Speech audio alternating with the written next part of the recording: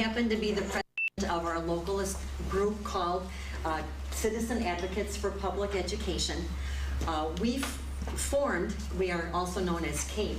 We formed in March of 2013 with the mission of advocating for our local public schools and local public education. And we have tried to accomplish that mission by advocating for facilities, for quality teachers, and for quality programming. And we are a nonpartisan group. We do not support a particular political candidate or a particular political party.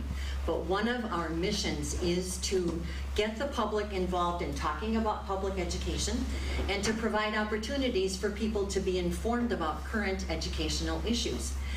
To that end, we started last March, shortly after our group launched, and we sponsored a school board candidate forum for the 4 candidates that were running for our local school board at that time. And then in May, we sponsored a forum called the ABCs of School Vouchers. And in February of this year, we sponsored a forum called The Smartest Kids in the World and How They Got That Way.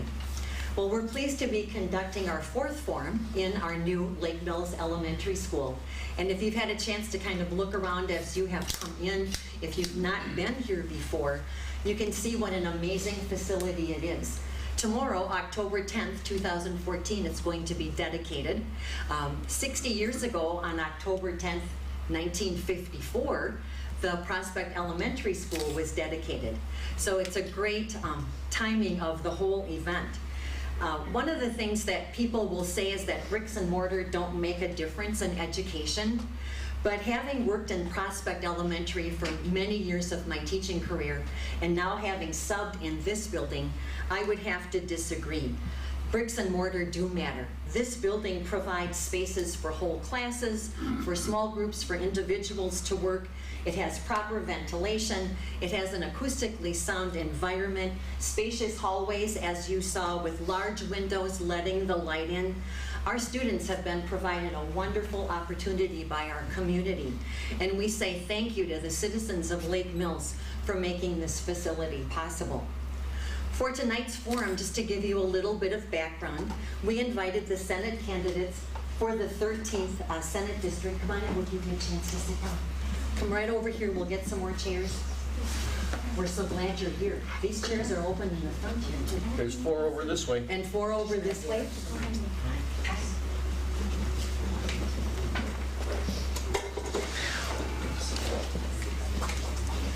For this forum tonight, we invited the Senate candidates for the 13th Senate District, Michelle Zahn and Scott Fitzgerald, and the Assembly candidates for the 38th Assembly District, Tom Wojnarski and Joel Clayfish, to discuss public education.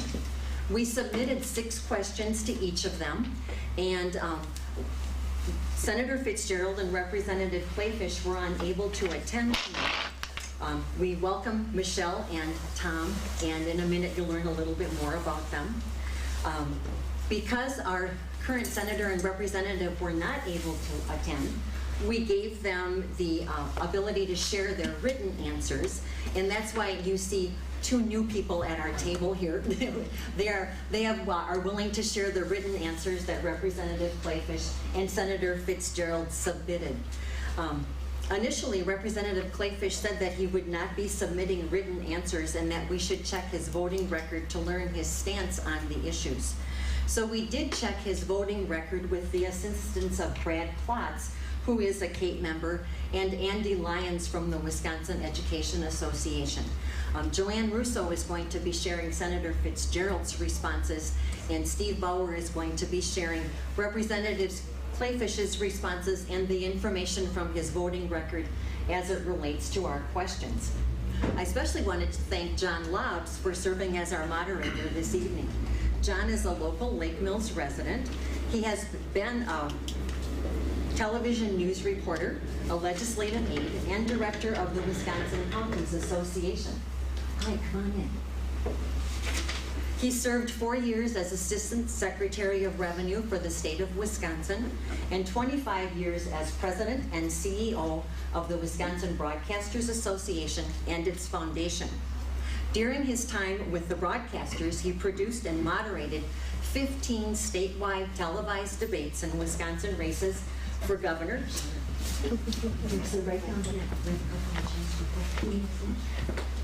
He was the moderator in 15 statewide televised debates in Wisconsin races for governor and the U.S. Senate. In Lake Mills, he served 10 years on our school board, including 3 as its president. He is now retired from full-time work and currently sits on the board of directors of Wisconsin Eye, the state's public affairs TV network, and the advisory board of the National Radio Hall of Fame. So we welcome you, John. Thank you for serving as our moderator, and the floor is yours. Thank you. I have one editorial comment before we start. I won't have any others during the meeting. You heard her say that I served 10 years on the school board. I'm so pleased. 2 referendums failed, and I'm so pleased. We'll introduce the candidates now, and then move on to the 6 questions. Running for the state senate is Michelle Zahn. She owns a national mail order business known as the Soap Lady, now in its 37th successful year. And she's a retired dairy farmer near Juneau in Dodge County. She has served over 27 years on various boards of directors of nonprofits, including the Chamber of Commerce, for which she served 2 two-year terms, Leadership Wisconsin, Dollars for Scholars, and the Arts Association. She volunteers time with and supports various community organizations such as the 4-H Club and her local police and fire departments. This is Michelle Zahn. Her opponent is State Senator Scott Fitzgerald. He's a graduate of Hustisford High School. He worked as a newspaper publisher for 10 years, including for the Dodge County Independent News in Juneau, which he owned from 1990 to 1996. He has represented the 13th Senate District, our district, since 1994, and currently serves as Senate Majority Leader. Running for the State Assembly is Tom Hoynatsky. He's a lifelong resident of Wisconsin. He's a resident of Lake Mills for 19 years. He's married 40 years with 4 children. He's a graduate of the University of Wisconsin, Milwaukee, with an MS from that same institution and a PhD from the University of Minnesota. His private sector background was as Vice President of Manufacturing for NimbleGen Systems, which is a biotech company, Director of Technology for Union Semiconductor, which is a computer chip manufacturer, and Department Manager in Defense Advanced Research Project Agency Project Manager for Planer here in Lake Mills, which was a liquid crystal display manufacturer. He has also, after that experience in the private sector, done 10 years as a teacher, chemistry and physics, in Cudahy and Milwaukee.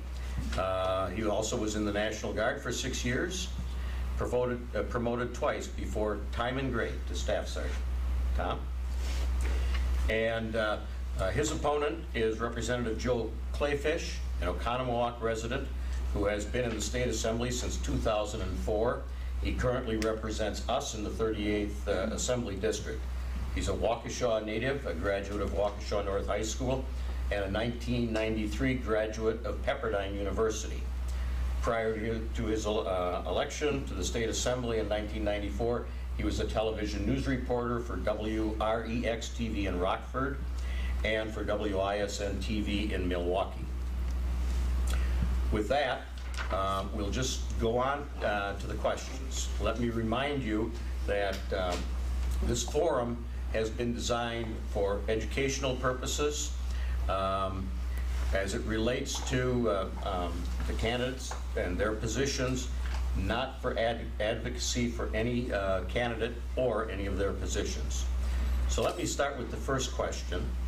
And I don't know, we were going to project them up on the whiteboard. I don't know if you got it fixed. We don't. Yeah, we do. Yeah. We do. You can read, you can listen to me, or you can read that. I also do And we also have some to pass out. We would like a We can be paper somewhat copy of informal here. questions. Just pass them out. Here, I'll just pass these over to this side of the room and pass those around. Do you want to just pass these around if anyone would like a copy?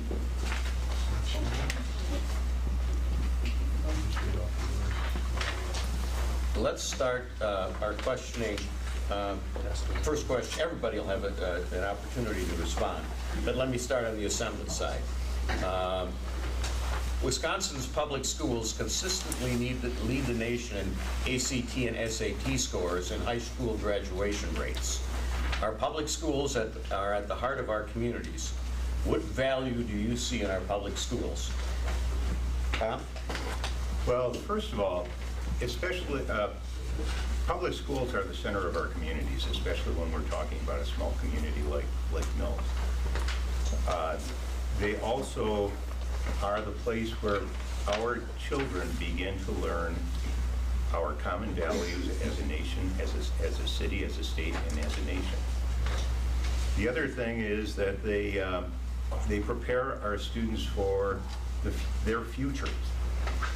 It's not, if they aren't educated well, they can't get decent jobs, and so therefore it's the beginning of their futures. It's also the beginning of their activity or understanding of what it means to be a citizen of the United States and Wisconsin. The other value that it brings to a community is an economic value. A lot of people don't realize that oftentimes when a company is recruiting people, the people that they recruit will look at the public school and the value of the public school because they know the values of public schools and they know what their students are going to be learning or what they need to learn to be successful in the future. So to have strong public schools helps build the economy, a local economy, and then further branching out from that, the state economy. As a recruiter, as someone who has hired people and brought people in from out of state, one of the first things they talk about is what kind of schools they have. And then when I came to Lake Mills, my wife and I looked at several communities around Lake Mills within driving distance and decided that we wanted to stay in Lake Mills because of the strength of the schools. So as a personal example,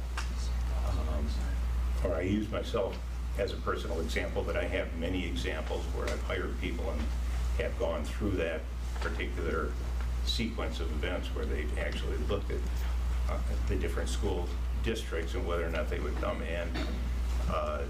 Quite frankly, I worked for some companies where they were located in areas where people did not come to that company, even though it was a strong company. They did not come to the company because they didn't feel that the local schools were adequate. So, I guess, summing it up, it's a place where our communities grow, our children learn to be good citizens, they build their future, and they also help our local economy. Thank you, Tom. Steve Bauer, a member of CAPE, has graciously agreed to read Representative Joel Clayfish's responses to the questions tonight, and so let me repeat that question, and just the meat of it. Our public schools are at the heart of our communities. What value do you see in our public schools? Dear Mrs. Whistler, thank you for the invitation to attend the forum on October 9th, 2014. Unfortunately, I will not be able to attend. I've reviewed the question you submitted on behalf of your organization and appreciate the opportunity to respond. As the son of 2 public school teachers, the father of 2 daughters who attend public schools, and a public school substitute teacher myself, I see our public schools as an invaluable resource for preparing our kids to be the workforce for the future. Nurturing a variety of educational opportunities will help close the skills gap and improve Wisconsin's overall economic outlook. Thank you, Steve. Let's go to the Senate side and ask Michelle Zahn to respond to that same questions. Our public schools are at the heart of our communities. What value do you see in our schools? I chose to look at this question outside the box. I have visited countries on our planet that do not have public schools.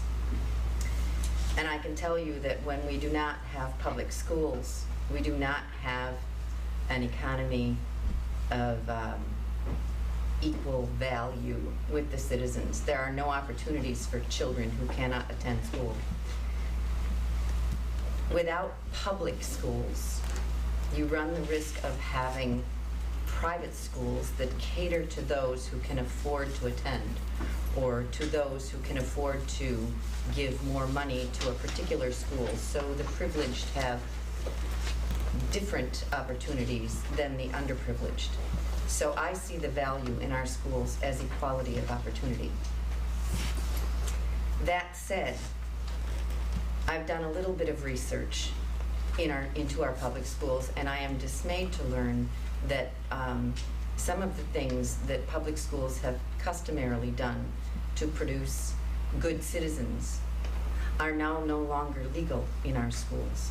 For example, when I was going to school, when I was in high school, we registered to vote during our senior year. You can't register to vote in civics class in school anymore. I think this is a mistake, and we need to have legislators who address that and change it, because responsible citizens vote. It's a right, and we need to exercise it. Thank you. That's it. Joanne Russo, a member of CAPE, has also graciously agreed to respond with Senator Fitzgerald's written answers.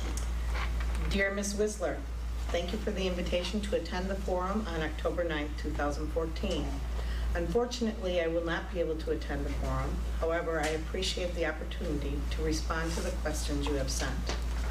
First, you asked what value I see in our public schools. Obviously, our education system plays a vital role in almost everything that we do as a state. Public schools in particular play key roles in not only educating future generations, but also as community centers that support a host of public activities. The 13th Senate District is home to some of the finest public schools in the entire state. I see tremendous value in public schools. Let me move on to the second question, and we'll start on the Senate side this time, and we'll start with Senator Fitzgerald's response. Is there a privatization model that will provide better results than what the citizens of Wisconsin have experienced from our public schools? If so, what is that model, or what are those models? Second, you asked about whether a privatization model exists that can provide better results for the citizens of our state than public schools. I believe that education is the key to ensuring our state's future prosperity, and that we have a duty to ensure that every child in our state has access to the best possible education. Ultimately, I believe parents are in the best position to decide where their child can receive the best education. For the overwhelming majority of parents in our state, the best option is their local public school. Some, however, choose to send their child to a private school. I support programs that ensure all parents can select a school that's best for their child, regardless of their financial situation. By empowering parents, we can help more children get into schools that work for them. Michelle, the same question. Is there a privatization model that will provide better results than what the citizens of Wisconsin have experienced from our public schools? If so, what is that model, or are those models? The answer, in my opinion, is no. There is no privatization of public schools that would work better, or privatization of schools that would work better than public schools. And my reason for that is because I firmly believe that public school is a public service, and privatization of public services doesn't work. It doesn't work because privatization tends to serve those who can pay more in a better way than those who cannot. That is the reason that we have public schools. Taking funds away from the public school system is a huge mistake, and I highly advocate that we restore funding to our public schools. To the Assembly side, and let's go with Representative Clayfish's response to the question, is there a privatization model that will provide better results than what the citizens of Wisconsin have experienced from our public schools? And if so, what is that model, or what are those models? I support school choice in cases where children are not receiving an adequate education in the public schools where they live.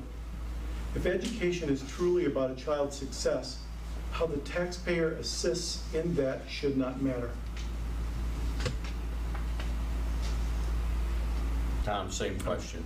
Is there a privatization model that will provide better results than what the Wisconsin citizens have experienced from our public schools? If so, what is that model, or are those models? I don't think there is a model. And I agree with everything that Michelle has said. And so I'm not going to reiterate that, but I don't believe that we should be taking public money out of our public school systems and giving it to private organizations. If you look at what a private organization or a private school is going to be, the very first thing that they're going to be looking at, any administrator is going to be looking at how are they going to respond to their investors, and not our children. So that, as a starting point, is a failure of the system itself. So I don't think we should have privatization of schools with public money. Now, if people choose to have a private school and choose to support that, that's fine, but I don't think any public money should be used to help support private schools. Let me at this point just point out that we're scheduled to be here until 8:30 if we wish, all of us.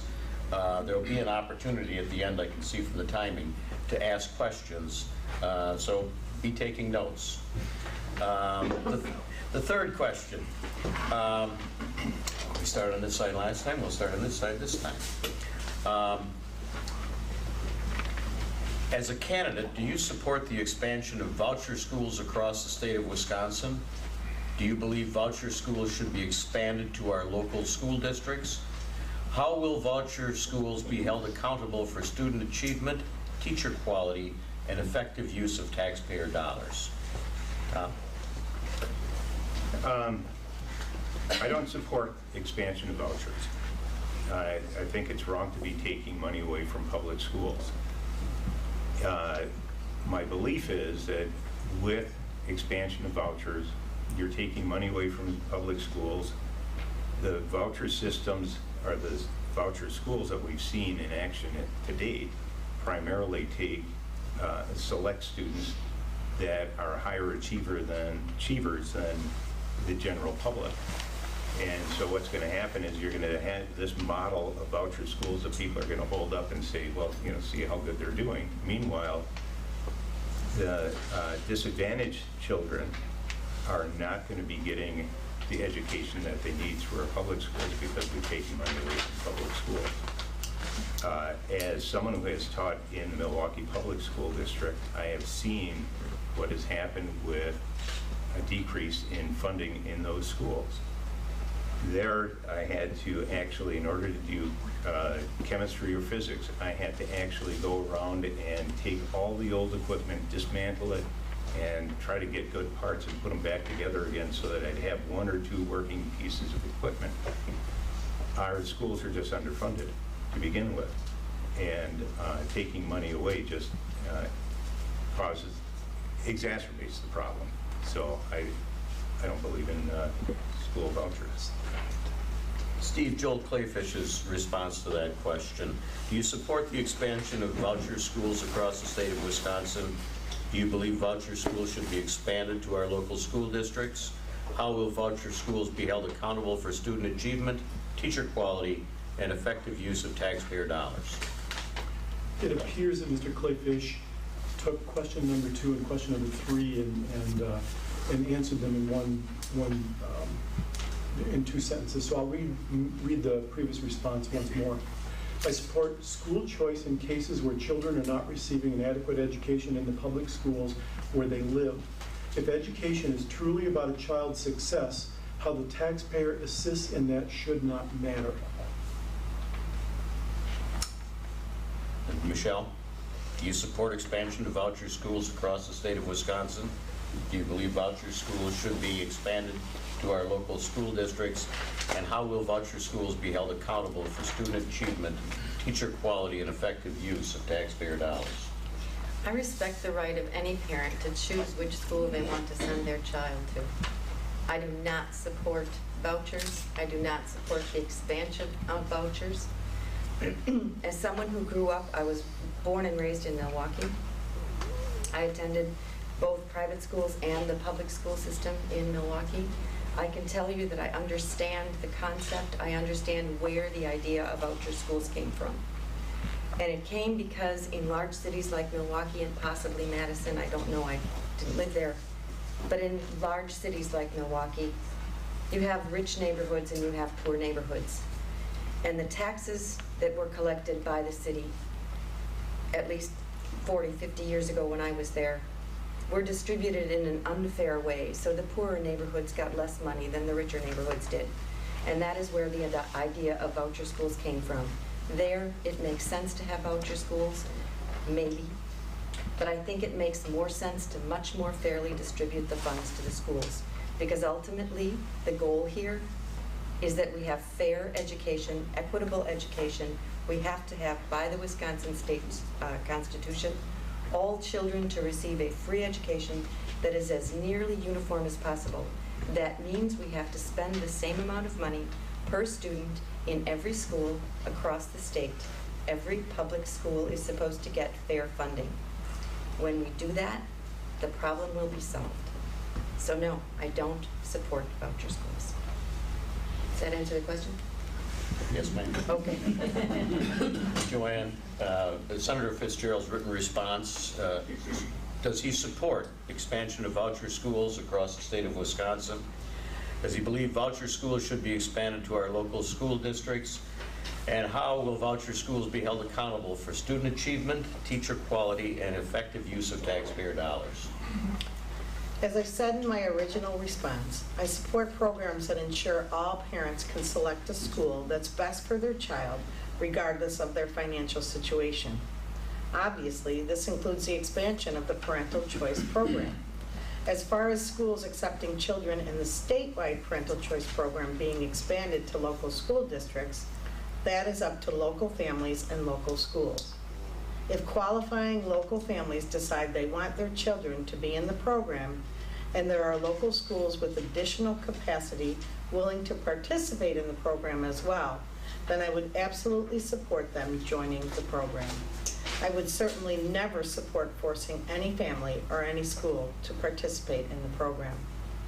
You also asked about holding schools accountable. All schools receiving tax dollars need to be held accountable for the education they provide. I have supported a number of steps to ensure schools in our state's parental choice programs are held accountable, including requiring schools to show they are financially viable and subject to regular audits, requiring schools to first obtain and then maintain accreditation, and requiring all schools receiving tax dollars to participate in the statewide student information system to ensure transparency and clearly report the academic progress of students in all schools. Next session, I plan to work on even more school accountability legislation, including a more comprehensive report card system that includes sanctions for schools that are not getting the job done. Thank you. That's halfway through our questions. I should have asked this a lot earlier. Are we projecting enough? Are you able to hear us in the back? Okay, let's go on to question number 3. Number 4, and we'll start on this side with you, Michelle. Wisconsin has cut state investment in K-12 schools by 15.3% since 2008, according to the Center on Budget and Policy Priorities. How will you accomplish adequate funding for our public schools, which is necessary to maintain quality programs, quality facilities, and quality teachers? First of all, should I win this election, I am going to be a freshman senator. So as far as power is concerned, I don't think I'm going to have a whole lot.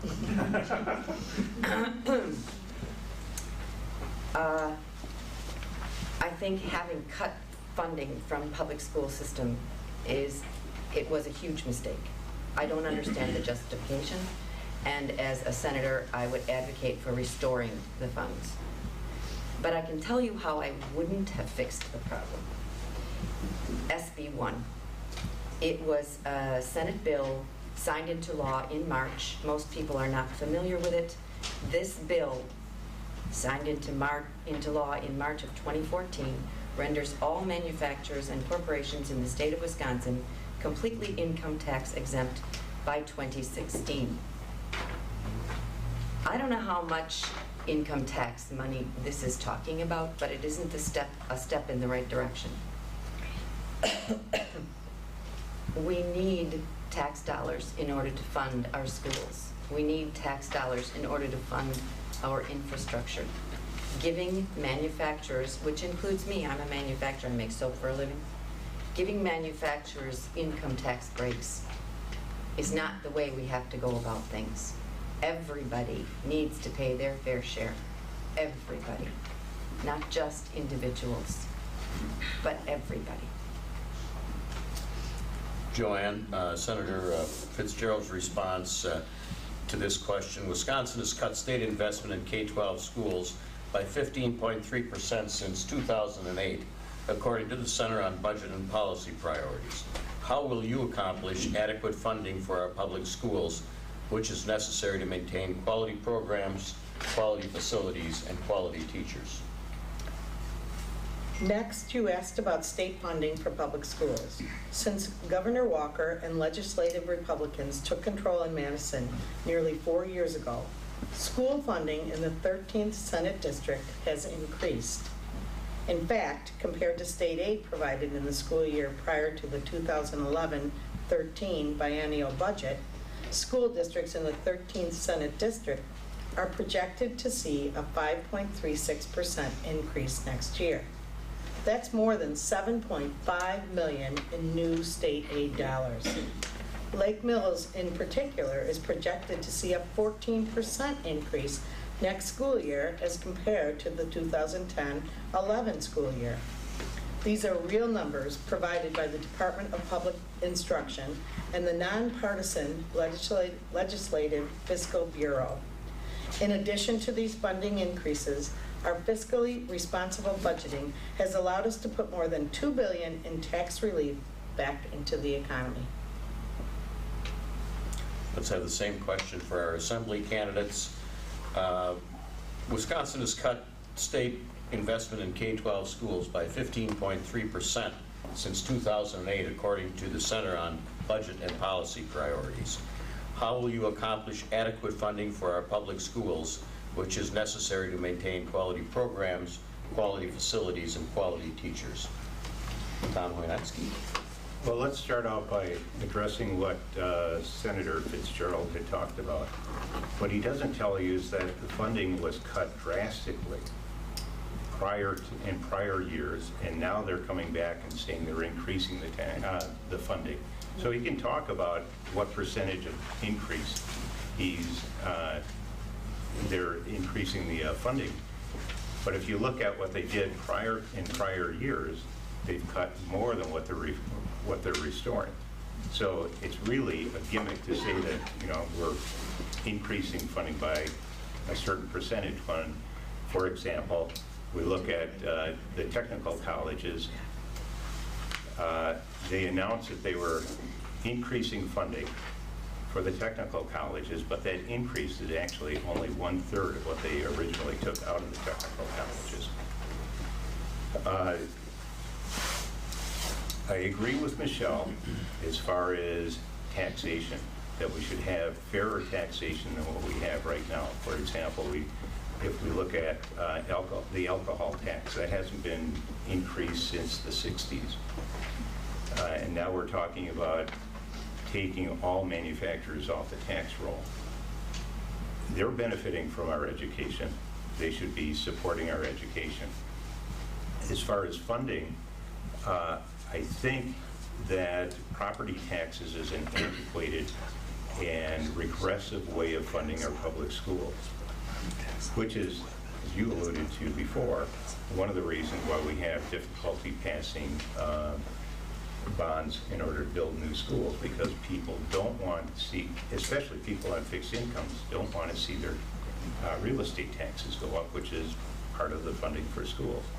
What we need to do is we need to fund our schools as they do in Minnesota. The vast majority of their funding comes from the general funds, or income tax and other taxes that come into the state, and then they redistribute that.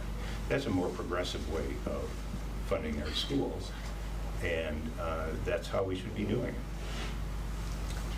it. Steve Bauer, Representative Clayfish's response to the question, Wisconsin has cut state investment in K-12 schools by 15.3% since 2008, according to the Center on Budget and Policy Priorities.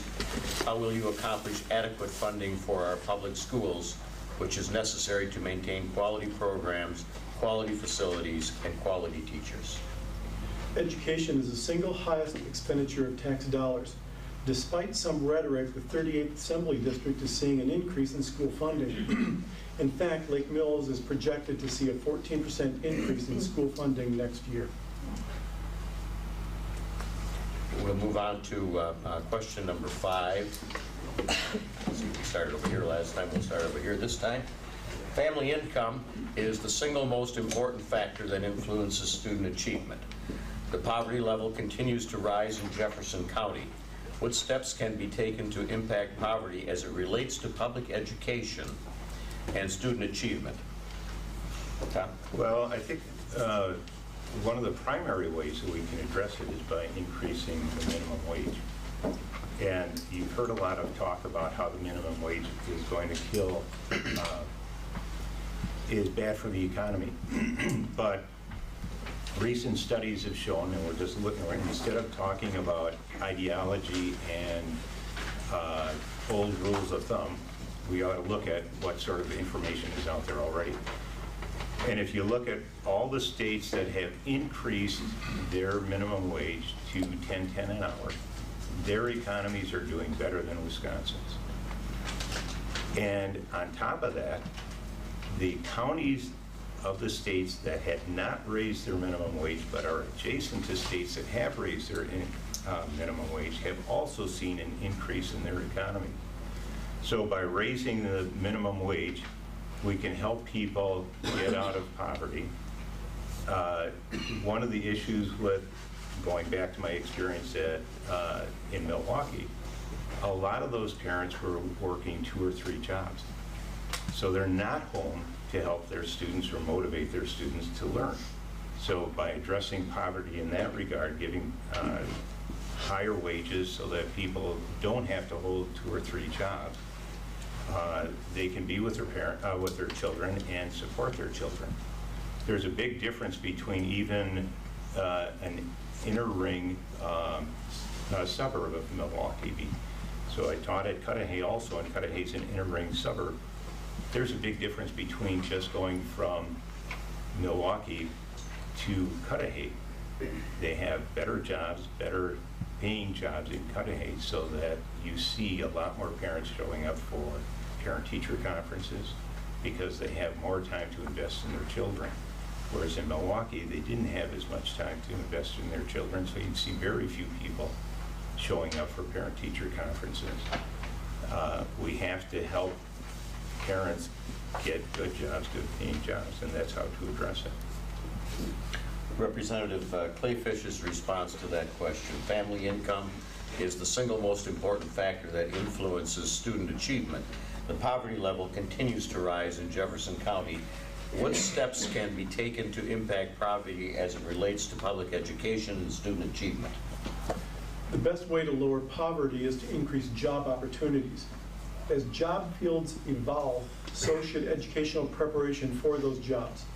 Balancing college prep courses with technical and vocational opportunities is vital. Moving to the Senate side, Michelle, respond to that question, please. Family income is the single most important factor that influences student achievement. The poverty level in Jefferson County continues to rise. What steps can be taken to impact poverty as it relates to public education and student achievement? raise the minimum wage, further attach minimum wage to an index so that we aren't here 20 years from now again discussing raising the minimum wage. Mark Harris, candidate for Congress in the 6th Congressional District, has suggested a plan whereby we start, he thinks, at $8 and some cents. It really doesn't matter as long as we raise it some. But then you attach that to an index that will raise on a predictable scale every year or every other year based on the average wages taken from your area. I think that plan makes a great deal of sense. I have spoken with manufacturers and employers, large employers, who feel that raising the minimum wage is going to cause them a great deal of distress and they're going to have to let people go. And then they say, the same people tell me that paying people a low wage results in a great deal of turnover. People don't stay in low-wage jobs. So you have employees that work there for a short period of time. They get some kind of training in whatever it is, maybe working at a cash register, maybe waiting on tables, whatever it is. They'll get your training, their training from you free, work for 6 months to a year, and find another job that pays them a few cents more. If you pay your workers better wages, you get a whole bunch of benefits. Am I preaching to the choir here? People stick around. They work for a longer period of time, and they take an interest in making your business succeed. Raising the minimum wage just makes sense. Joanne, Senator Fitzgerald's response: family income is the single most important factor that influences student achievement. The poverty level continues to rise in Jefferson County. What steps can be taken to impact poverty as it relates to public education and student achievement? The fifth question related to poverty and what can be done to improve the poverty rates here in Jefferson County. I believe that education should provide the next generation with the skills needed to thrive in the workforce, and that we must continue working with schools and employers to ensure we are consistently producing graduates who are able to fit the needs of the economy. During the upcoming legislative session, I will continue to look for ways to make our technical college system, in particular, more efficient and responsive to our state's economic needs. We move on to the last question. We start on this side, we'll go to this side, and we'll go to Senator Fitzgerald's response first to the question. Knowing that half of all teachers leave the profession in the first 5 years, and that the number of people entering the field of education is on the decline, what programs do you support to ensure that we have quality teachers for the next generation? Finally, you asked what programs I support to ensure we have quality teachers in our schools. No school district is the same, and one of our signature accomplishments over the past 4 years has been to empower school boards to take control of their districts. I believe local school boards are in the best position to ensure they attract and retain quality professionals. There is certainly a role for the state to play in this, and to that end, I support programs like providing a means to measure educator effectiveness. Ultimately, however, local school boards are in the best position to set policies for their districts. Again, thank you for the opportunity to respond. While I won't be able to join you, the numbers speak for themselves and show the undebatable truth that public education now is in a better place than it was 4 years ago. Michelle Zahn to the question. Knowing that half of all teachers leave the profession in the first 5 years, and that the number of people entering the field of education is on the decline, what programs do you support to ensure that we have quality teachers for the next generation? I don't know if I would call this a program, but I'm really glad I get to answer you after my opponent did. Trying to alternate them back and forth. Scott Fitzgerald is singularly responsible for the fact that my daughter, who is an excellent high school math teacher, left the math teaching profession. She left the classroom last year in the middle of the school year because of Act 10. Act 10 created a huge rift in the people of this state, and it is one of the main reasons that I jumped out of my comfort zone and decided to run for public office. We are now being represented by leadership that took pleasure in ridiculing teachers. By extension, he taught his constituents who weren't teachers to see teachers as enemies. If we're losing teachers in their first 5 years, I would say it is because of lack of respect. No teacher has ever gone into the business of teaching because he or she wanted to make lots of money. They're in the business of teaching because they love teaching. And we, as constituents, we as people who live here, owe them a great deal of respect. Good leaders teach their people, teach their constituents respect by being respectful of one another. And that's the kind of senator I intend to be. Same question on this side from Representative Clayfish. Knowing that half of all teachers leave the profession in the first 5 years, and that the number of people entering the field of education is on the decline, what programs do you support to ensure that we have quality teachers for the next generation? Performance-based pay is critical to incentivizing teachers to be great. Teaching is an honest profession with good pay and benefits. Encouraging the best from our teachers is a great example to students who will in turn expect the best for themselves. Again, thank you for the invitation and the opportunity to address the important issues that surround public education in Wisconsin. Sincerely, Joel M. Clayfish. The same question for you, Tom Hoynetsky. Knowing that half of all teachers leave the profession in the first 5 years and that the number of people entering the field of education is on the decline, what programs do you support to ensure that we have quality teachers for the next generation? Well, let's just start out with the first 5 years. Teaching is a very difficult job. Not only do you have to teach, teaching is a very difficult job. Not only do you have to educate students, but you also have to deal with students who come to class or come to school with problems that have occurred at home, and you have to deal with that. So sometimes what happens is, I could give you some examples from Milwaukee where I had to deal with a student whose father had committed suicide the day before. And so now you have that, in addition to dealing with the educational aspect, you have to parent that child also. So it's not just the educational aspect that you have to look at when you're talking about a teacher. What are the other ancillary things that the teacher does in order to help that student develop? So now we look at why are they, well, before I go on to that, let me just add that in order for a teacher to become a good teacher, you have to have good mentors, which means you have to have experienced teachers to help that teacher become a good teacher. And generally, it takes 3 to 5 years before a teacher really becomes a proficient teacher. Act 10 has driven, as Michelle has indicated, has driven a lot of teachers, experienced teachers, out of the profession. So we don't have experienced mentors to help teachers. We're going to have a lot of turnover because of that.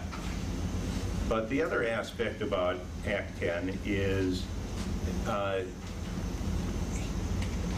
the current administration has used Act 10 or passed Act 10 by vilifying teachers and attacking the benefits that teachers get and not the pay.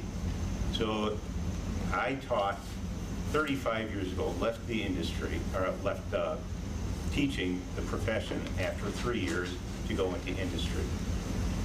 And then left industry to go back into teaching. Going back into teaching, I took about a 60% pay cut in order to go back into teaching. So we look at how did he attack teachers? How did he attack state employees? He attacked them based on what kind of benefits they were getting, because he knew that he could not attack teachers or state employees by the amount of wages that they make. So he didn't talk about wages, as he was on that battle. He talked about benefits. My wife has worked a number of years as a consultant with people from the Department of Administration and the DNR, and has talked on numerous occasions prior to Act 10 about how the benefits that the state employees got were much better than her benefits, but the pay was a lot less. And her comment was, it all equals the same. Her pay was greater than theirs, but her benefits weren't as good. Their benefits were better, but their pay wasn't as good. Everything equaled out in the end. I think Act 10 was a disaster for the state.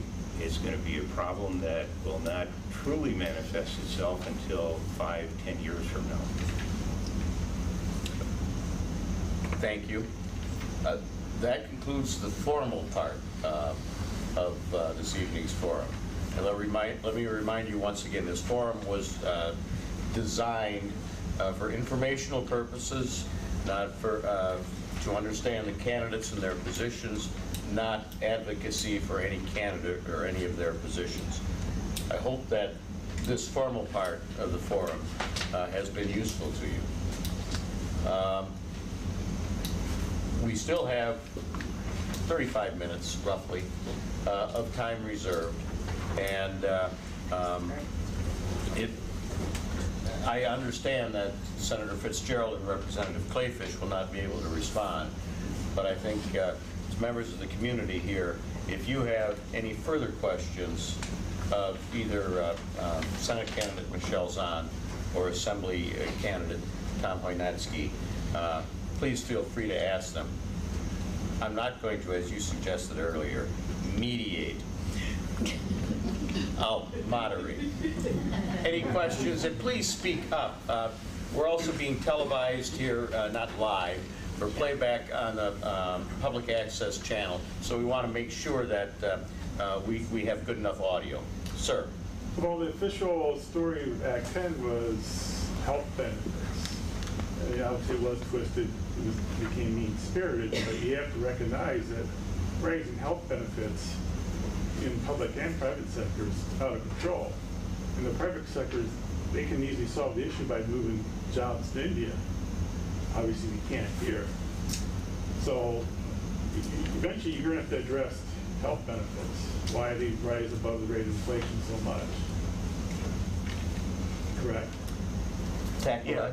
Okay, if I was a teacher, I mean, my wife works for the Fort Atkinson School District, and I saw those benefits as being a sinkhole subsidizing health insurance companies. And I worked for an insurance company, and there's a lot of waste in insurance companies. So wouldn't teachers prefer more pay as opposed to...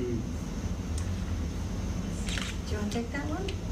Well, I guess you can both respond, but let's do it one at a time. I think you hit the nail on the head when you said there's a lot of waste in insurance companies. The solution to this problem, health care, in my mind, is a human right. It should not be an industry for profit. And the insurance companies are the biggest sucker of profit out of people who get sick. It is the biggest problem we have in this nation with regard to health care. But the danger in providing a free service is people will use it and abuse it. He means Like abuse it. kids in the candy store. I mean, you have to recognize the obesity rates are going up. People don't think about good health. I mean, there's more than one problem for rising healthcare costs. You can't pick one single cause. And I see both Republicans and Democrats hoping for one magic pill, and I don't think there is. I mean, people have to take responsibility for their own health care. We are way too far entrenched in this nation with health care and health insurance the way it is. Yes, I agree. Right. But as a retired dairy farmer, I can tell you that I haven't always had the privileges most of the people in this audience have had, where I had an employer who covered my health insurance plans. So we spent the first 10 years of our marriage without any health coverage at all. We paid all of our bills on pigs. We sold pigs to pay for babies to pay the hospital bill. And I went to the hospital prior to having the baby and asked, how much is it going to cost? And my husband is sitting in the audience over here. He can tell you that it took weeks to get an answer. Is there any other industry here? Any other industry? You go to buy a car, they can tell you how much it costs. But you go to have a baby, nobody can tell you how much it costs. There's a reason for that. Because the insurance companies don't want you to know how much it costs. No, that's the hospital that dictates the bill, not the insurance company. The insurance company pays it. Right. Right. And they don't want you to know how much it costs. Let's give Tom a shot at that same question. Okay, well, Rising healthcare costs, let's leading the just, system. if we talk about the not being able to get a given cost for a specific benefit, part of that issue, it has to do with the fact that the hospitals have to take in charity cases and they have to pay for that. Okay, so that's how they recover some of their costs. But if we look at, the cost of insurance in the United States healthcare, if we compare, because our economies are pretty close, Britain's economy is pretty close to ours as far as how we do our regulations and so on. Their healthcare is a lot less expensive than it is here because they have single payer. If we look at what happened in Wisconsin, so let's take a comparison of Wisconsin and Minnesota. Minnesota accepted the whole Affordable Care Act. If we, depending on where you are in Wisconsin, you will pay, because of the regulations that came along with that, the insurance companies would have to follow, which Minnesota accepted, but Wisconsin didn't. Depending on where you are in Wisconsin, you'll pay somewhere between 70 and 90% higher premiums than you do in any place in Minnesota. And if you're lucky enough to live in La Crosse, you're lucky to pay 134% higher premiums than Minnesota. So we can, one of the benefits of the Affordable Care Act is reining in costs on insurance companies and having them start following certain rules so that they can contain health care. If you look at, the Colorado Hospital Association did a comparison of 30 states, 15 that had accepted the Affordable Care Act, and 15 that didn't, and Wisconsin was not part of the 15. What they found was they had a 34% drop in the number of charity cases going to hospitals, and they had a 32% drop in the number of people paying out of pocket when they went to the hospital. So those are benefits if you think about it in economic terms.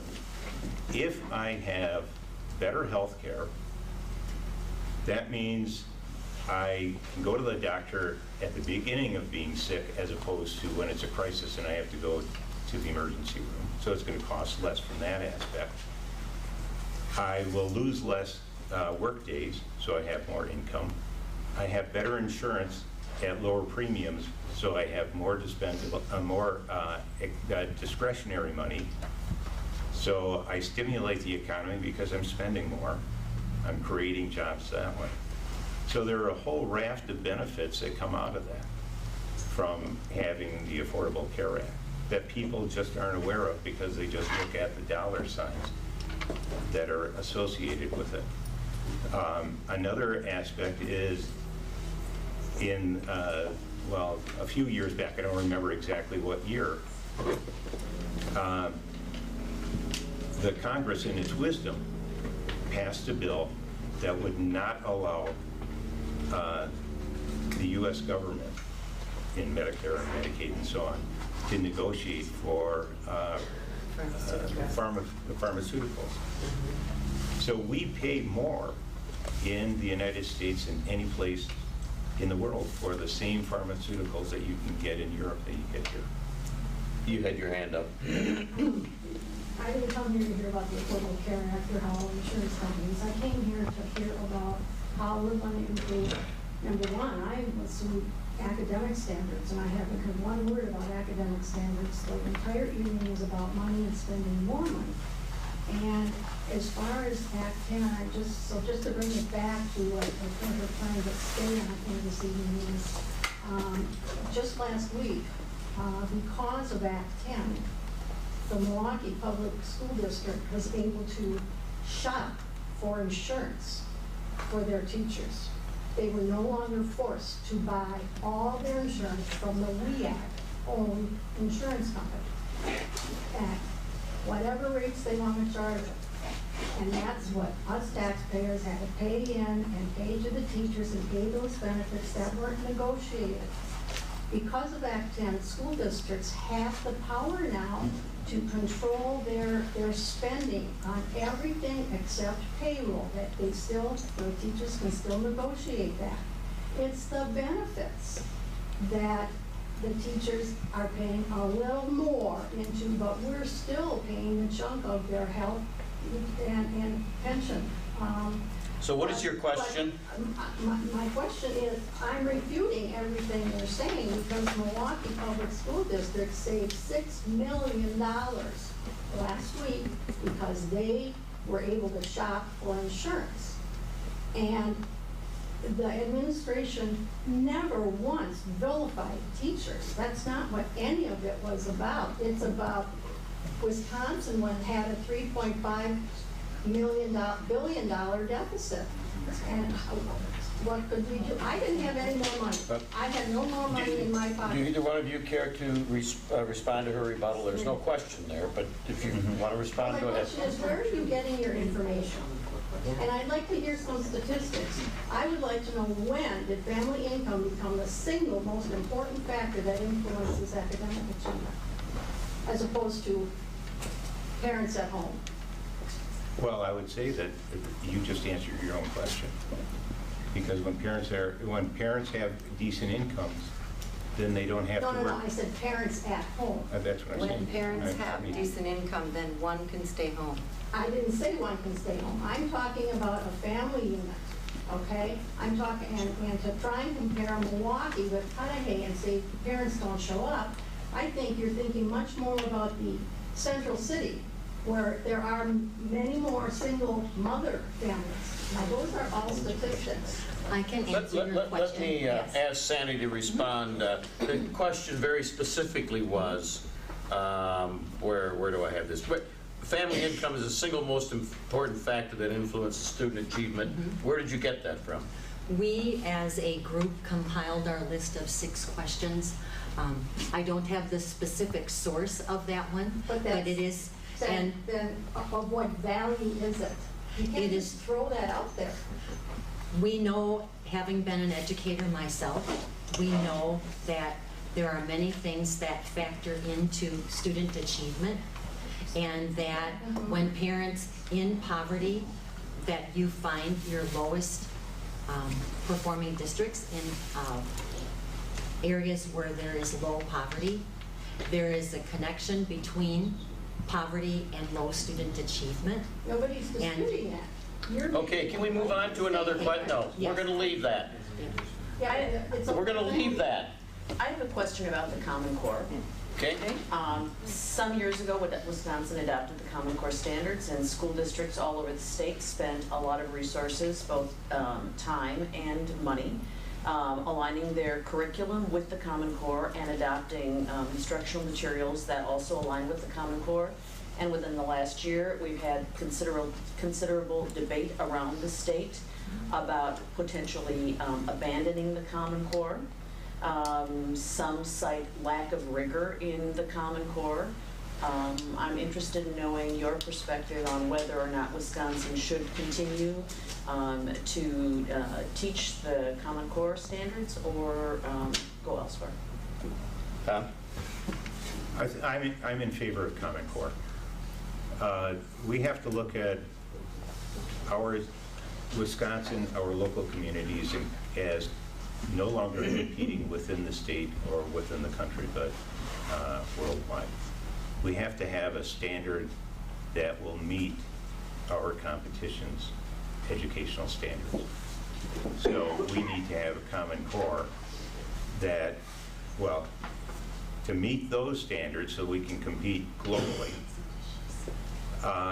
But on a more local level, we need to have Common Core so that students moving from one district to the next district are not left behind or not ahead, so that they can move as seamlessly as possible from one district to the next.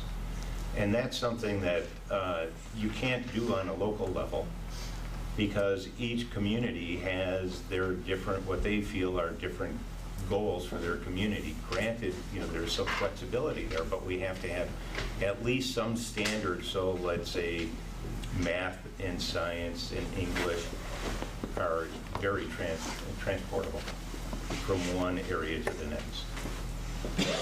So I'm in favor of Common Core. The only thing that I have to add, I am in favor of Common Core. The only thing that I have to add is that there's a popular misconception that Common Core is about curriculum. It is not. It is about standards, and it is about a floor of standards, not a ceiling. That's it. You had a question in the back, sir. Yeah, I just first wanted to give a little bit of perspective. I've been a teacher for 10 years. I was in this is my second year as a public school teacher in Wisconsin. Prior to that, I was in Colorado for 7 years and kind of interested in watching what was going on here in Wisconsin. And You've outlived the 5-year longevity. oh yeah. I was paying $700 a month for a family insurance plan. I was making $35 grand a year. My benefits were horrible. And I was contributing 10% of my income every month to my retirement plan with no match from the district.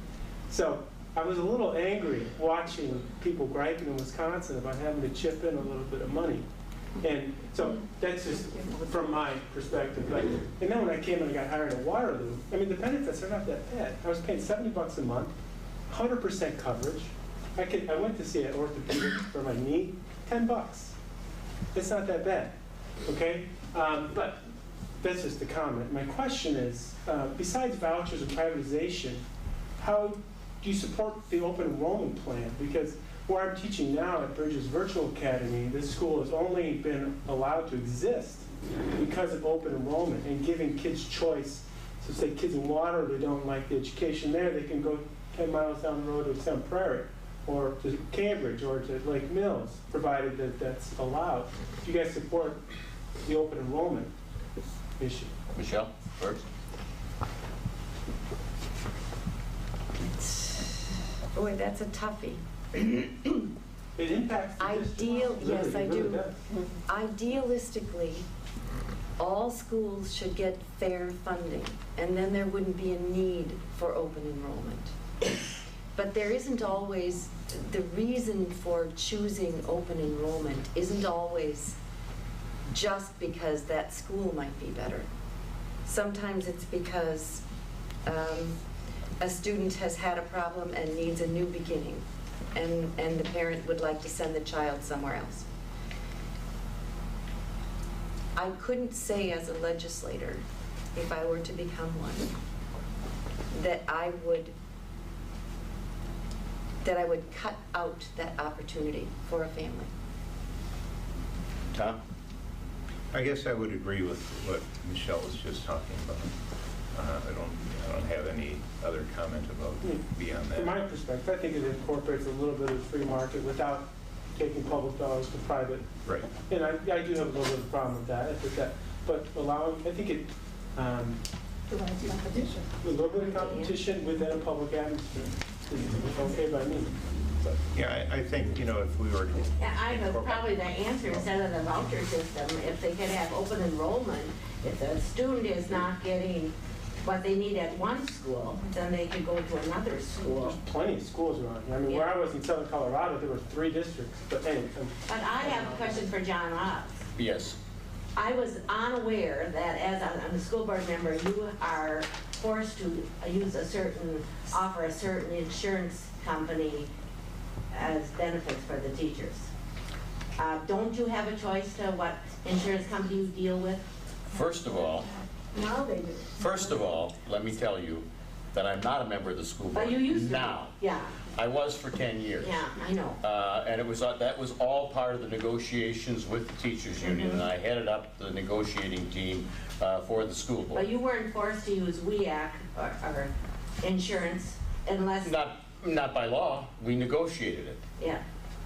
They were forced by the union. That was the agreement. Right. It's not a force. No, it's not a force. But a choice, because that It's an is a agreement. self-funded, self-profiting corporation. That's why Milwaukee could save 6 million. I will say this, the teachers preferred to be, to use that source, and we bargained on that. Well, of course they would.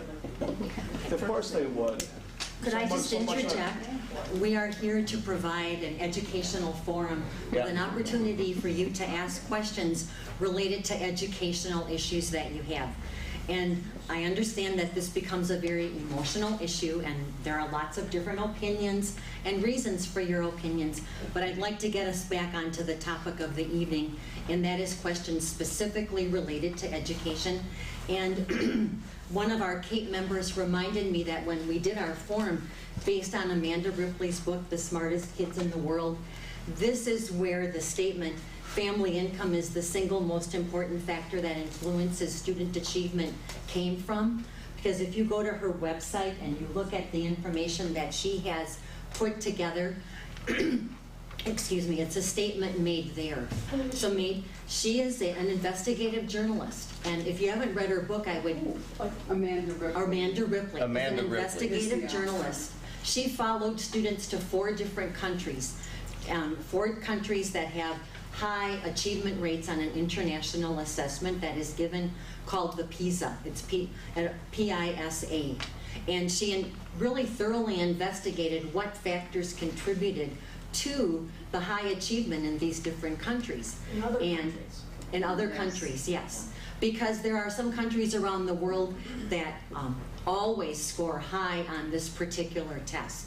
And she wanted to find out what influences those factors. And in her study, she did find out that family income was the single most important factor that influenced student achievement. So this comes from someone who has looked at not only educational systems around the world, has also looked at our educational system. And one of the things that has been shown is that American students typically do not score well on standardized tests. Does that mean we have a poorer educational system? I tend to believe not. Educational systems are measured in a variety of ways, and I'm digressing now, but I just wanted to point out to you, even the leader digresses, I'm sorry, John. I wanted to point out to you that that's where that... The smartest kids in the world, Amanda Ripley. Any other Yes. questions on educational topics? Sir? Yeah, I got a question about, you were talking about privatizing, going with private schools versus public schools, and vouchers versus losing that money. I'm not understanding what that's all about. What are we talking about as far as these vouchers? What's a person supposed to get for an incentive to put their kid in a private school? How much money are we talking? Because isn't it like, several $1,000s to put one student through the public school? Are they talking about giving a parent who decides to go private school several $1,000s match, or what are we talking about? The money doesn't go to the parent, it goes to the school district to which the student transfers.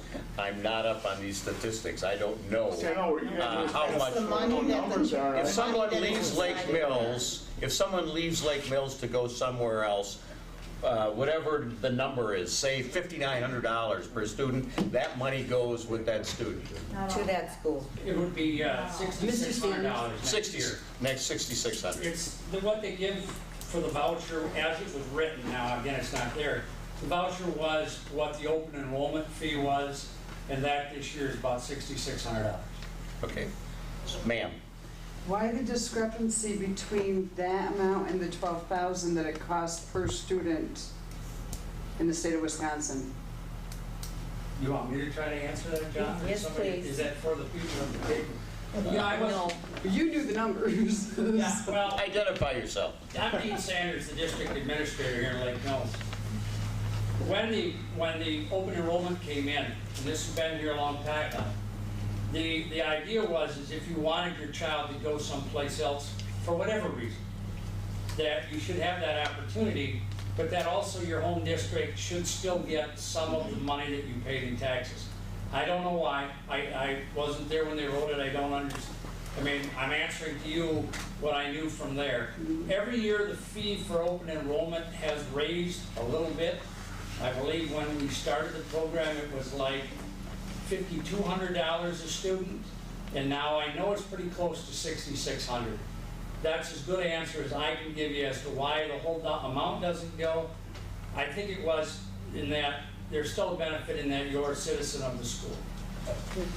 So may I ask, I have several things I'd like to refute, but I won't, just out of make your job a little kinder. Thank you. I appreciate that. But I am curious how it should cost the state of Wisconsin taxpayers $12,000 per student to attend a maybe good, maybe not so good, depending on, but it's the same across the board unless it's just average. Whereas one of the finest private schools I've ever seen, and my children are all grown, but charges a whopping $6,500. It might be up to $6,800 this year. And they have PhDs. They have a cardiovascular surgeon who teaches biology too and anatomy. They have the highest educated, and it's only $66,000, just under $7,000 a year for a private education. Why should it cost $12,000 for a kindergartner? Can I, I came here to hear what the candidates have to say. I'm asking the candidates. Can I give a speech? Can I ask? Is it my turn? Sure. Go ahead. You got the floor. Do you care to comment on this discrepancy between what she says is an average of $12,000? This is with Act 10, I think, was this, where's all this money? How could we come up with all this money? You know, Jim, my name is Jim Shaw. I'm former superintendent of Racine Unified School District, where they took vouchers and expanded vouchers from Milwaukee to Racine. The vouchers were set initially at the average cost of state aid that the average school district got. So a voucher was roughly, when it started, was average state aid. What is not accounted for with a voucher is some of the standard costs that a school district has to bear that private schools do not. Public schools have to provide transportation for students, all students, including students who choose to attend private schools. Public schools have to educate special education children and high-cost children. Public schools have to provide services like football stadiums and band programs, etc., because the community expects that. And many times, private schools do not provide those services. So there is a major difference between what is provided by a public school. It's apples and oranges. And to compare those costs of private education to public education is not fair unless you start subtracting some of those costs. If you subtract special education costs, you subtract transportation costs, you subtract some of the facility costs that are borne by public schools, then the costs are much more comparable. So I just want to go there. And I want to also add that vouchers, the cost of a voucher has increased more rapidly than the payments to public schools. So while public schools' costs have been capped, vouchers have been increased at a faster rate. So those are just a couple differences. And I don't really want to get up and speak on this. I came here to hear. I'm going to ask you to sit down and see if we have any more questions for the candidates. Sir. Yes, my name is Scott Mahala from Marshall, Wisconsin.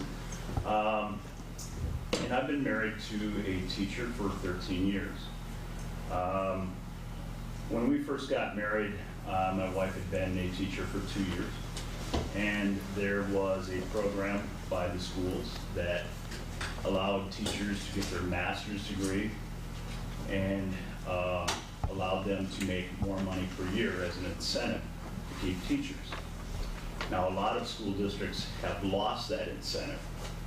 Would either of you be in favor of restoring that incentive pay statewide? think it's my turn to answer. Yes, go ahead. I'm not in favor of anything statewide. I'm in favor of local control. I think that it is one of the things that has happened in the past two terms of my opponent that has been detrimental to the state. The people of local school boards, local school districts understand much better the needs of their school district. What works in Milwaukee or Racine is not necessarily going to work in Lake Mills or Waterloo or Marshall or Juneau. So no, I'm not in favor of a statewide mandate of any kind that controls school districts. Tom? I would have to say that I'm in favor of incentives for students, for teachers to increase their skills. And one of those ways is to get a master's degree. So I would say that I would be in favor of a program where they are rewarded for that extra effort that they put forward.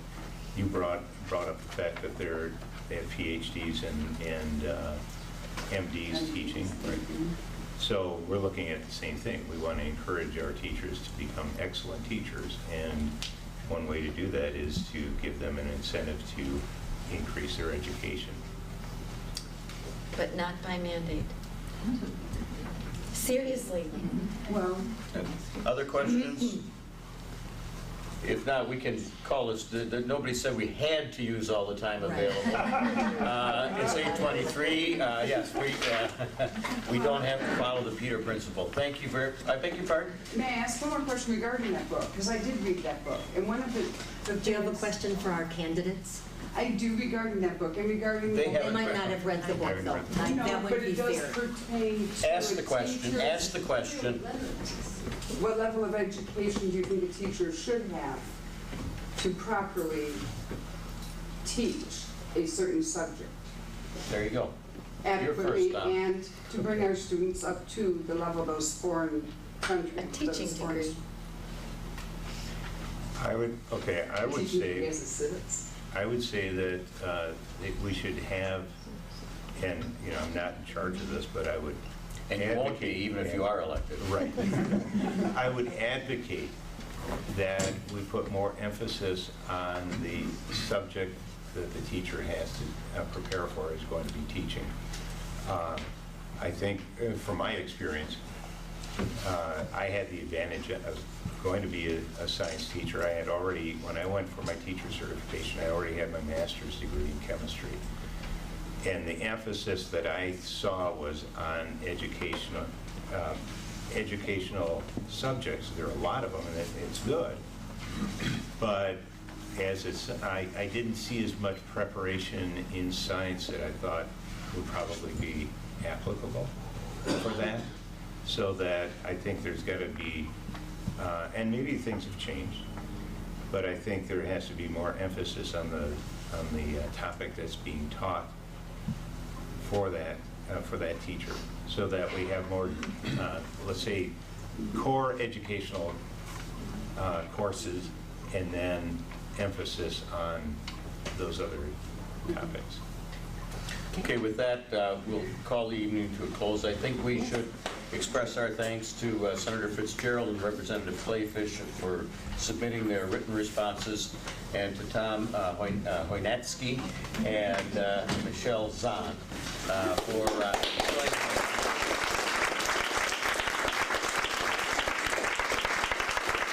I don't know if everybody has gotten one of these brochures. There was a basket out there, Citizen Advocates for Public Education. Please take one with you, and take a look at what their goals and the activities that they've done. Pardon me? Oh, my wife just pointed out that they made my name worse than it really is. Hoynatsky. Hoy like Chippehoy.